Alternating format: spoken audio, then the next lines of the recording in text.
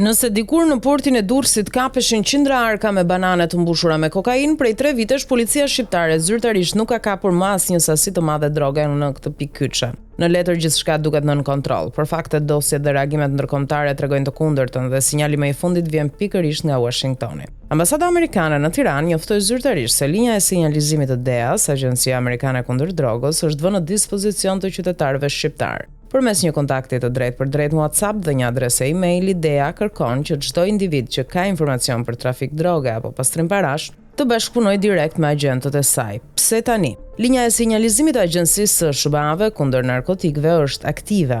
DEA nxit çdo që ka informacion në lidhje me trafikun e drogës ose pastrimin e të ardhurave nga droga ta ndajë informacionin me personelin e DEA-s në WhatsApp ose me email. Të gjitha të dhënat do të mbahen të fshehta. Falënderimet tona për të gjithë ata individ që kanë ndërzuar të dhëna të besueshme që kanë mbështetur operacionet e DEA-s. SBA-t janë të përkushtuar të punojnë me Shqipërinë për të luftuar trafikun e drogës dhe pastrimin e parave të lidhur me të, me qëllim mbrojtjen e qytetarëve të dyja vendeve tona dhe parandalimin e hyrjes së drogave të paligjshme në SBA, thuhet në njoftimin e ambasadës amerikane. Ky reagim vjen menjëherë pas aksionit në Durrës në bashkëpunim me antimafian italiane, ku goditja ndaj grupit të troplinëve risolli edhe një herë në vëmendje rrugët e trafikut ndërkombëtar që kalojnë përmes Shqipërisë. Dosjet italiane flasin qartë për tonelata kokaine të futura përmes Durrësit. Ky port është rrugë kyçe trafiku edhe sipas Departamentit Amerikan të Shtetit. Madje vetë Nureddin Dumani tregoi te italianët se si visi i pojës bënte namin me kokainën. Por në terren që nga viti 2022 nuk është raportuar asnjë kapje e madhe.